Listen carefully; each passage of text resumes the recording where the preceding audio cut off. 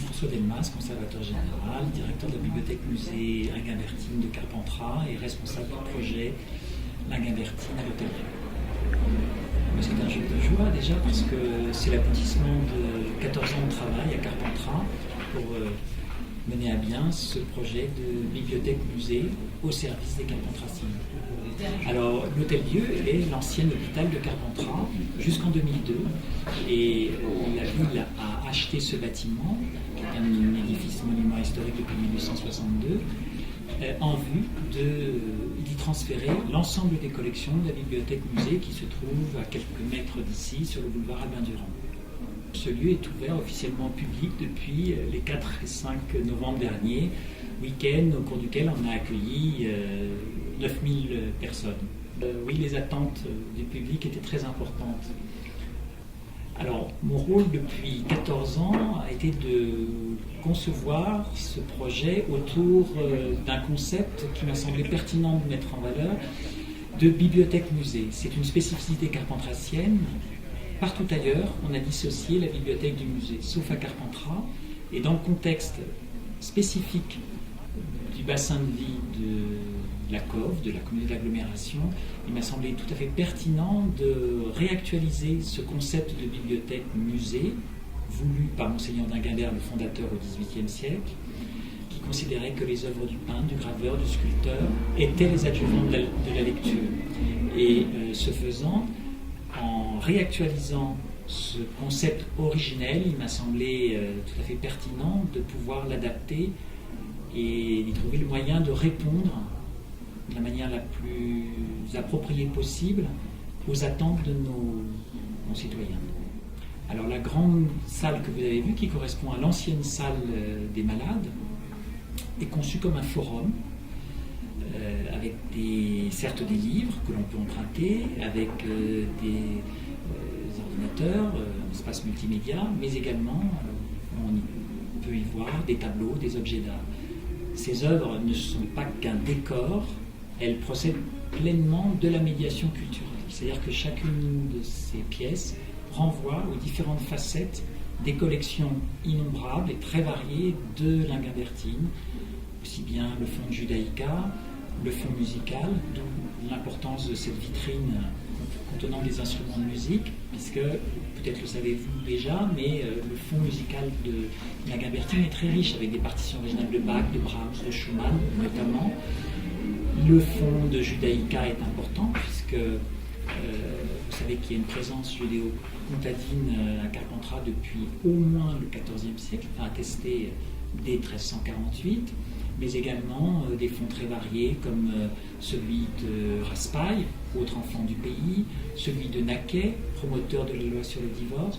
Vous voyez tous les courants de pensée, toutes les religieux, philosophiques sont représentés dans les collections de l'Inguimbertine. Et ce sont tous ces aspects qu'il était très important de révéler au grand public qui, venant ici pour éventuellement faire son CV, pour trouver des offres de formation, pour trouver, emprunter des ouvrages, des DVD, ou se servir de l'espace des jeux vidéo, répondre aux attentes immédiates, mais aussi, à travers leur présence ici, dans un cadre que j'espère être le plus accueillant possible, eh bien, leur révéler ce qu'est véritablement une institution culturelle. C'est-à-dire que c'est les couches successives d'apprentissage, c'est le travail et les dons très importants de plusieurs générations de carpentraciens avant eux, qui ont permis l'émergence à Carpentras d'une institution culturelle aussi foisonnante et aussi importante numériquement, mais aussi qualitativement, parce que dans tous les domaines, vous trouvez des pépites, que ce soit dans la peinture, dans la numismatique, la sigillographie, la musique.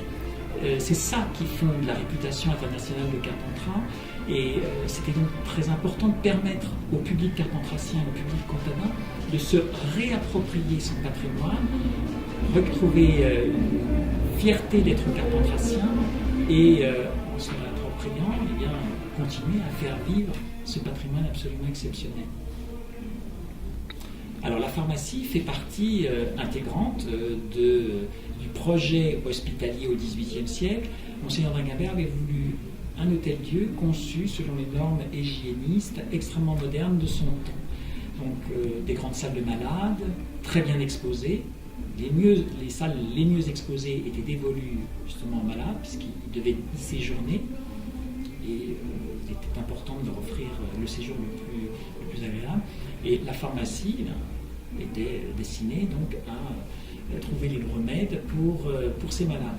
Avec cette particularité que cette pharmacie est disposée à proximité du porche d'entrée pour répondre certes aux besoins des malades hospitalisés, mais également aux attentes, aux besoins des carpentraciens qui, n'étant pas nécessairement hospitalisables, avaient néanmoins besoin de venir se fournir médicaments, d'où sa proximité avec directement l'esplanade. Alors cette pharmacie est conçue avec, on est au XVIIIe siècle, avec un véritable décor évoquant sous forme de singerie, donc des personnages jouant avec malades, avec médecins, et puis avec ces très belles collections de pots de la pharmacie, ces mortiers anciens, dont certains remontent au XVIe siècle et sont même très enviés du musée de la Renaissance d'Écouen. Mais écoutez, ce qui me plaît essentiellement à Carpentras, c'est qu'il se trouve que c'est une bibliothèque-musée dans un monument historique. J'ai cette triple casquette, donc je suis conservateur à la fois de bibliothèque, de musée et responsable d'un monument historique, sous bien sûr le contrôle du conservateur régional des monuments historiques. C'est le foisonnement des collections, et puis ce projet m'intéresse beaucoup dans la mesure où il est complètement intégré dans un projet de ville. Et comme vous avez peut-être pu comprendre dans mon propos, ce qu'il importe à travers cette réalisation d'envergure, certes à terme 37 millions d'euros pour toutes les tranches confondues, c'est conférer une nouvelle image à la ville qui ne mérite pas d'être encore parfois stigmatisée comme elle est trop souvent. S'il y a bien une ville qui n'a pas démérité d'un certain point de vue, c'est Carpentras. Si l'on a justement ces collections aussi foisonnantes, aussi riches, aussi importantes ici, c'est au moins depuis le XVIIIe siècle, depuis Monseigneur d'Inguimbert, donc le fondateur de l'Inguimbertine. Et jusque y compris aujourd'hui, vous avez encore des carpentraciens qui donnent des collections, et pas des moindres, pour enrichir les collections. Donc si cette préoccupation culturelle, qui est le fil conducteur de l'institution, d'où cette galerie de bienfaiteurs qui est présentée dans la grande salle du forum, eh bien c'est pour précisément rappeler, souligner que cette préoccupation culturelle est une réalité de la vie sociale à Carpentras depuis cette époque, avec certes peut-être des hauts et des bas, mais néanmoins c'est un fil conducteur.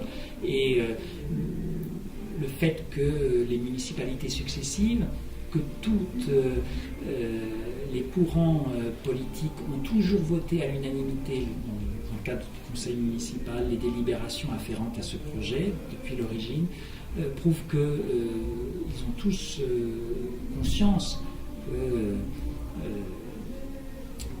une grande partie du renouveau de Carpentras passe par la réalisation, la concrétisation d'un projet culturel de cette envergure.